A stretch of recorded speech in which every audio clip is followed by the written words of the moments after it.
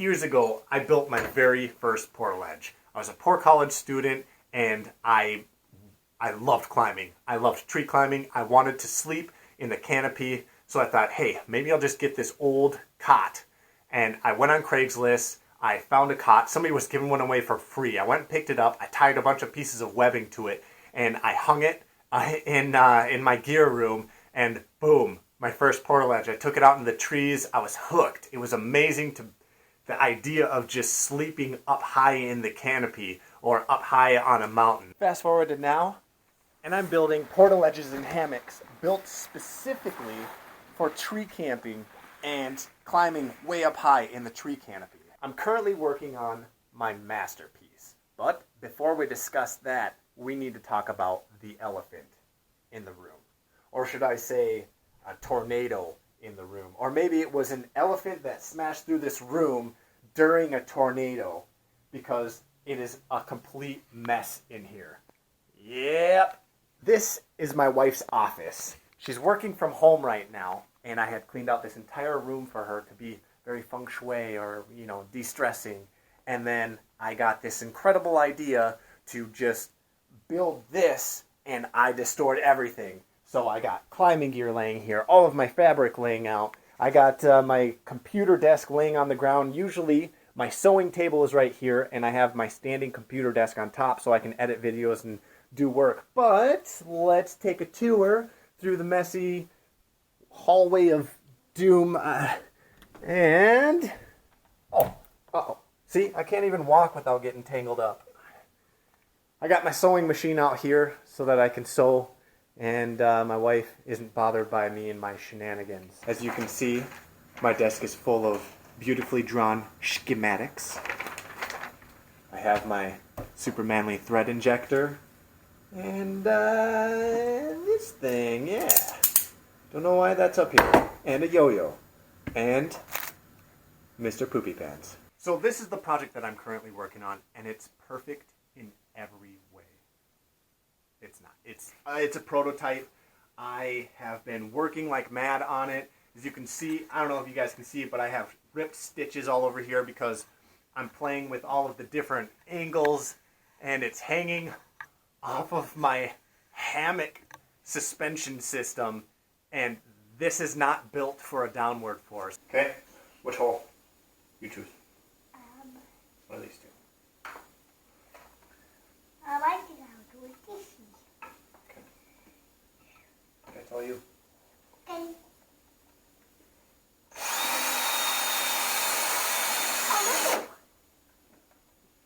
Go in? Is that straight? Yeah. Okay. That's good. So, It's Max, like a what?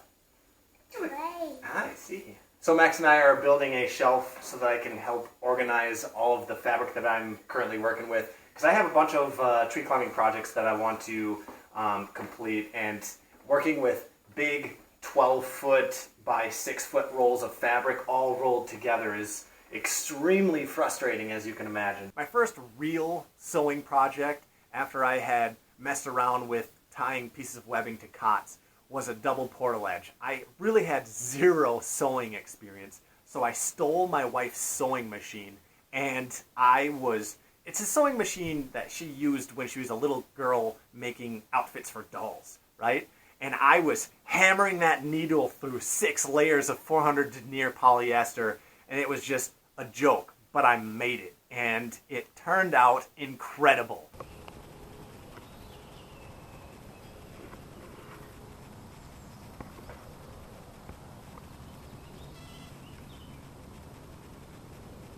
Ever since that point, ever since I realized how amazing it can be hanging in portaledges, swinging in the air, I had been trying to perfect it. Haha! What do you think, Max? Oh, yeah! Look at that! It's a pony! See? What do you think? It's not a pony. It's not a pony? Why not? It looks like a pony, doesn't it? Yeah, but it's a show. Oh, okay. All right, what are we going to put on it? I don't know. If you scroll back through my archives, you can see the learning curve that I went on for trying different shelters. You know, it started out with a gathered end hammock, Then I went to trying out a cot tied up in the tree with webbing. Then I made my own portaledge. Then I went to a bridge hammock that was a 4-point for stability. Then I went to, the bat hammock, which was great for setup, but had lots of shoulder squeeze and was heavy for what it is. So I've been trying to kind of combine all of these things that I learned to make the perfect ledge or hammock. I don't know what you'd call it. It's kind of like a hybrid between the two. All right, so boom. I went in and I told my wife, I'm like, hey, you got to come and look at your super manly husband's hard labor. And she comes out and she's like, nothing on it is even. So I just used a whole bunch of junk wood. I like doing that. I don't like going to the store and buying brand new wood. You know, it's a waste in my opinion when you can repurpose old wood that you've used in prior projects. So I didn't do any cutting on this. I like keeping them long length in case I want to rip it apart and make something else in the future, like a hammock stand or maybe a portaledge stand or chin-up bar or a table or literally, how about this one? Boom, bunk bed. Now I don't want to give too much away about this design until I'm finished, but I want to make it so that I can set it up with mittens when it's negative 20 degrees out, and it will give me no problems. Because, man, dealing with big, hefty poles from a portaledge, I mean, look at it like this. I could go backpacking, and I could take, say, a 30-liter backpack and about 10 to 15 pounds of gear, easy, right? But I decided to go tree climbing. So I'm carrying a 60-liter backpack with about 60 or 70 pounds of gear because I got, all my climbing ropes and my portaledge. And it's like, I can go so far with this just regular backpacking kit, but it gets really tiring strolling through a forest when you're carrying, half of my gear closet on my back. So my goal is to turn this heavy backpack into the small, super ultralight, so that there's basically no difference between my tree camping backpacking list and my ultralight backpacking list. It's not working. What if we bite him and robot phone shoots his lasers at him all at the same time? Do it!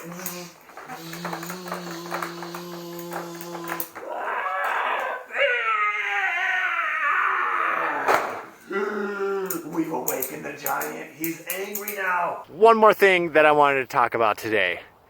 It's really cold here in South Dakota. That's not the thing I want to talk about, but seriously, it is not warm here. For the past, since the beginning of my tree climbing career, I've been using the RAD system, Rapid Ascent Descent System, made up of a gree and a hand ascender and some variations. And I've played with a rope walking system and a couple other things when, I had some arborist friends come visit me and let me try out their gear. Okay, so I got my rope walker system set up.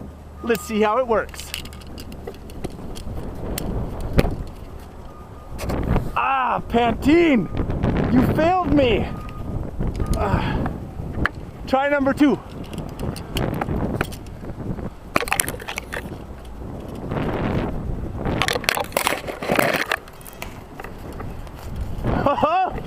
This is so much better than a RAD system. I love it. It's super fast to use all of these modern SRT forms of tree climbing or of rope ascension.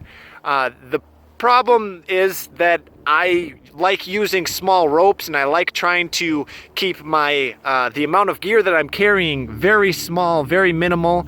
And the new, like the rope walker and rope runner, those things don't really mesh well with the kit that I usually carry on my tree camping trips. But this summer, when I went on my big tree camping adventure and me and some friends set up a big Highline up in the tree canopy, I had my brother with. He'd never climbed before, so I was doing a lot of up downs, helping out, set up everything and showing my brother the ropes, and it sucked. After like the 10th time that I went from the ground all the way up to my tie-in point, I was pretty burnt out. It's so slow, the RAD system. So my next goal as far as actual tree climbing goes is to find a ascent system that works on 9mm ropes and is made up of minimal gear so that, you know, I don't have to give in to the huge weights that like working arborists use on a daily basis. Just something tiny that I could fit in my backpack and barely notice it's there, but still fast.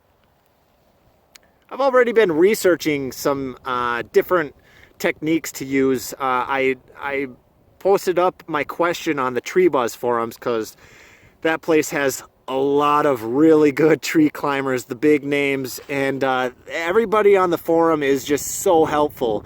And I posed the question, you know, I want to be able to climb on 9mm ropes with minimal gear, and they gave me some great ideas like using half the rope and using a thin pull line. I was recommended to try a new, it's called a stitch hitch, that one of the members, I believe he created it, and it's this weird, I gotta play with it, I don't even know. It's, as far as I understand it, it works as a rope wrench, but it's only made with cord and a couple of pieces of hardware. And then the third one that I was recommended was a like a micro frog. I'm so bad with all the names. So I have a bunch of new ideas that I really want to try because, you know, I need to get away from the rad system and get something that's a lot more efficient, especially since my friends and I plan on doing a lot of tree camping and highlining this summer once it gets warmer, hopefully. But I'm sitting here next to this wonderful tree with my bike, and I can barely hold my phone steady because I'm so freaking cold not working out. And I'm gonna get back on the bike and start pedaling.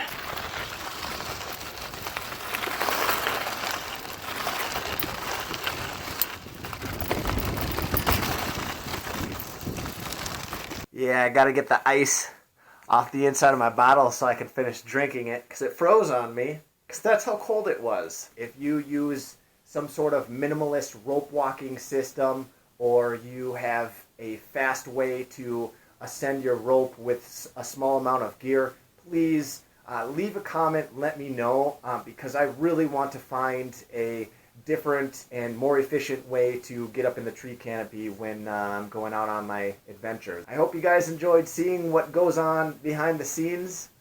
I got a whole lot more tree climbing stuff on the way, so like always, goodbye and be safe.